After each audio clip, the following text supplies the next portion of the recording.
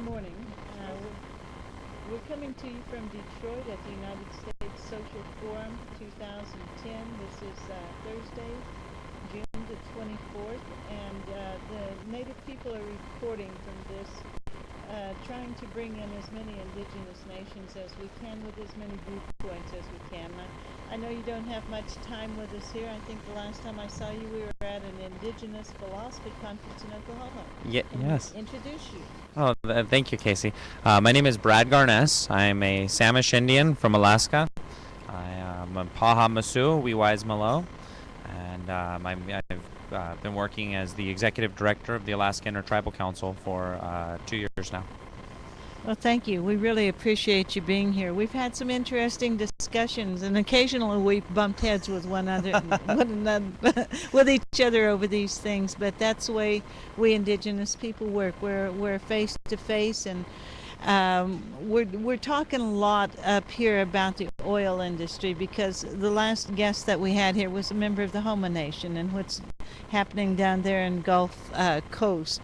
And in Oklahoma, you know what a mixed bag we have. Some people are so dependent on the oil industry for their extraction is actually the economic basis of how that tribe exists. And of course, my tribe's on the refining end, where we deal with cancers and lupus and deaths as a result of the oil company. So tell me a little bit about where you're coming from now. Well, yeah, and I do have to expand on our last meeting in Oklahoma, where we do, we have different perspectives, but it was very interesting because as I sit and listen to, of course, Casey's my elder here, I was enlightened. And all of a sudden I had a new argument in my perspective, and it's interesting because where we extract the oil from Alaska, I did not know it was refined on my brothers and sisters' lands, and it tore my heart. I mean, it really did, and I've brought this message back to my people now to let them know, and so it is interesting because I think that even when some of these topics that we're just dealing with are so difficult and complex, but all of a sudden as we line up together, we see that our blood is red, and we're in this together, and so it was interesting. The things I learned in Oklahoma really they helped change my perspective, and where we're dependent on that oil, we have no alternative but to seek a new route of economy.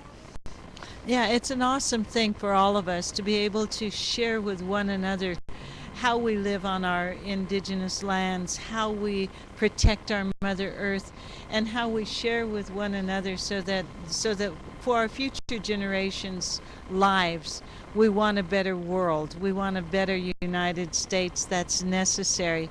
We want to be able to share the message that renewable energy is the next thing that we're looking at. Somehow we've got to bridge this together so that together we make a place for the grandchildren that my young relative here has. And so again, we're coming to you from the United States Social Forum in Detroit, and should you want a little bit more information, go to earthcycle.net or ussf2010.org. And this is Casey for Native People Reporting. Talk to you later.